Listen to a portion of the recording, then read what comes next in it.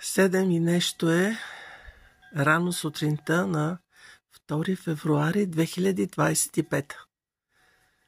Изгрева, чува се шуменето на кравичките, горе в гората пасат. Отсреща са кончетата. Мога малко да увелича. Ето ги. Не ги прибират. Цяла нощ са на поляните. Разхождат се, пасат си. Горе има чешма. Отсреща, дето се вижда синьото, това са фургоните на белгийците, които си правят гората къщи за гости. Много симпатични, приятни хора. Дойдох от Белгия миналата година.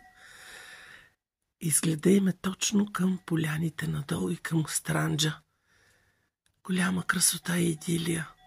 Никога не съм мислила, че на дърти години ще се наслаждавам пак както в детството на природата. А тук имаме ни бездомни кученца, които храня. Сега ще ви ги покажа. Ето ги, чакай да видя, понеже съм увеличила. Ето го, как ме чу, боли го кръченцето. Както ме чу и веднага дойде. Миличкия. Биха го онзи ден, защото беше ерген. 2 кучета го бяха яхнали и го хапеха. Спаси го. Красота.